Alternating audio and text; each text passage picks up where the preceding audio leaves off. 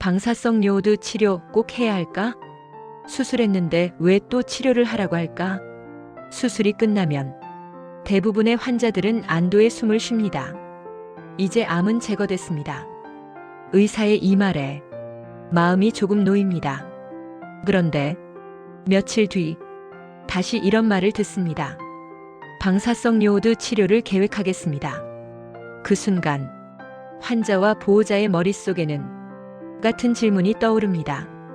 수술로 다 떼어냈다면서요? 그런데 왜 또 치료를 하나요? 이건 꼭 해야 하나요? 안 하면 위험한가요? 이 혼란은 당연합니다.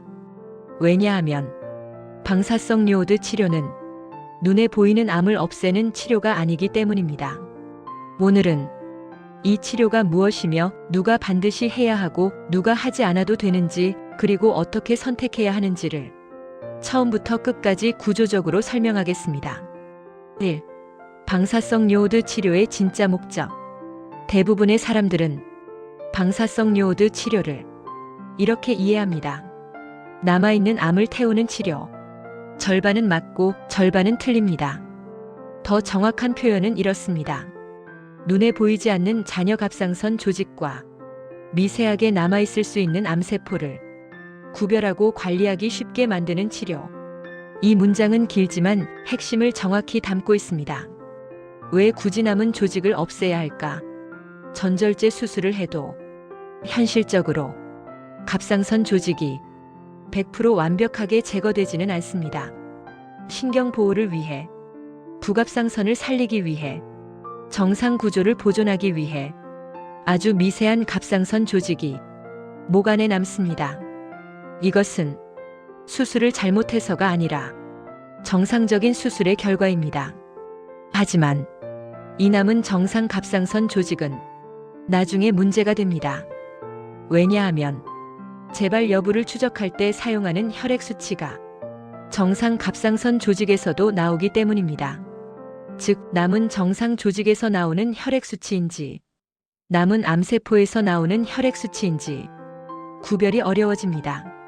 방사성 요오드 치료는 이 정상 잔여 조직을 정리해서 재발 감시 시스템을 정확하게 만드는 역할을 합니다. 이 개념이 인터넷에서 가장 많이 생략되는 부분입니다. 2. 방사성 요오드 치료는 재발 예방이 아니라 재발 감시 정확도 향상이다. 많은 사이트에서 방사성 요오드 치료를 재발을 막기 위한 치료라고 설명합니다. 이 설명은 단순하지만 중요한 부분을 놓칩니다. 실제로 방사성 요오드 치료의 가장 큰 이점은 재발을 더 빨리, 더 정확하게 발견할 수 있게 만든다는 점입니다. 이것은 환자가 향후 5년, 10년, 20년 동안 안심하고 살 수 있는 기반을 만드는 치료입니다. 그래서 방사성 요오드는 단순 치료가 아니라 장기 관리 전략의 일부입니다. 3. 그렇다면 모두 해야 할까? 여기서 가장 중요한 질문이 나옵니다. 이렇게 중요한 치료라면 모든 사람이 해야 하는 것 아닌가요? 정답은 아닙니다. 방사성 요오드는 모든 갑상선암 환자에게 필요한 치료가 아닙니다. 그리고 이것이 가장 많은 혼란이 생기는 이유입니다. 4. 고위험군, 저위험군의 진짜 의미. 의사들은 방사성 요오드 치료를 결정할 때 환자를 크게 나눕니다. 저위험군, 중간위험군, 고위험군. 하지만 이 단어들은 환자에게 명확히 설명되지 않는 경우가 많습니다. 그래서 이 기준을 실제적인 언어로 풀어보겠습니다. 저위험군이란 암이 갑상선 안에만 있었고 주변 조직 침범이 없고 림프절 전이가 없고 조직 형태가 안정적인 경우, 이 경우 수술만으로 완치 확률이 매우 높습니다. 따라서 방사성 요오드를 하더라도 추가로 얻는 이득이 작습니다. 이런 경우 치료를 하지 않고 추적 검사만 하는 것이 전 세계적 표준이 되었습니다.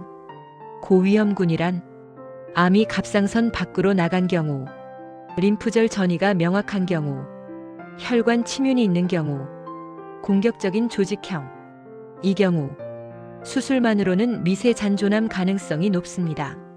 따라서 방사성 요오드 치료로 남아있을 수 있는 세포를 처리하는 것이 재발 위험을 줄이는 데 도움이 됩니다.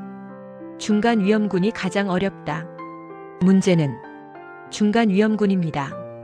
이 그룹은 작은 림프절 전이가 있었거나 조직 소견이 애매하거나 다발성 결절이 있었던 경우 여기에 해당합니다.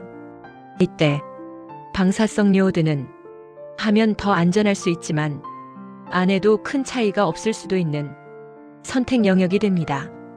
이 지점에서 치료를 선택한다는 개념이 등장합니다. 5.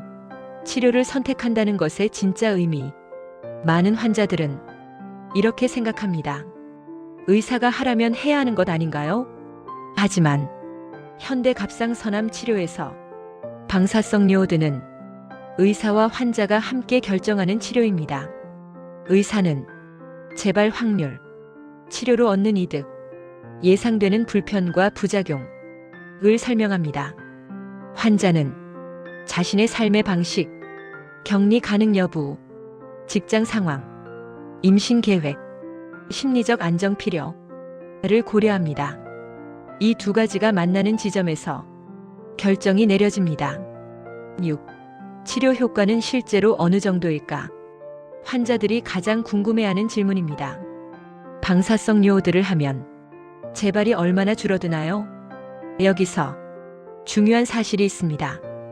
저위험군에서는 방사성 요오드가 생존율을 유의미하게 높이지 않습니다. 그래서 최근 가이드라인에서는 저위험군에게 방사성 요오드를 권하지 않습니다. 반대로 고위험군에서는 재발률 감소, 전이 병변 제어, 장기 생존 향상, 이 명확히 입증되어 있습니다. 즉, 효과는 위험도에 따라 완전히 다르게 나타납니다.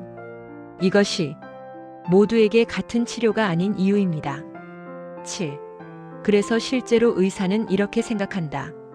진료실 안에서 의사의 머릿속에는 다음 질문이 돌아갑니다. 이 환자는 재발 위험이 어느 정도인가? 방사성 요오드를 했을 때 얻는 이득이 불편과 비용을 넘는가? 하지 않았을 때 감시 전략은 충분히 가능한가?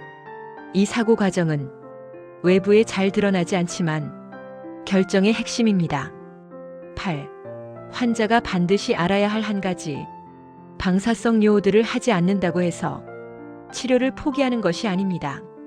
방사성 요오드를 하지 않는 선택은 정교한 추적 검사를 선택하는 것입니다. 그리고 이 전략은 저위험군에서는 충분히 안전하다고 국제 가이드라인이 인정하고 있습니다. 방사성 요오드 치료는 수술이 실패해서 하는 치료가 아닙니다. 모두가 해야 하는 치료도 아닙니다. 재발 감시 시스템을 정교하게 만드는 치료입니다. 그리고 위험도에 따라 선택해야 하는 치료입니다. 파트 2에서는 실제 치료 과정, 저요오드 식단의 진짜 이유, 격리 기간 동안 반드시 알아야 할 점, 실제 부작용의 빈도와 관리, 치료 비용과 보험 구조, 환자들이 가장 많이 실수하는 포인트를 이어서 설명하겠습니다. 지금까지의 내용만 이해해도 당신은 이미 대부분의 갑상선암 환자보다 훨씬 정확한 기준을 가지게 됩니다. 오늘도 회복 시간이 도움이 되셨다면 좋아요와 구독으로 함께 해주세요. 내일도 당신의 회복을 위해 더 따뜻한 정보로 찾아오겠습니다. 여기는 오늘 회복 시간이었습니다.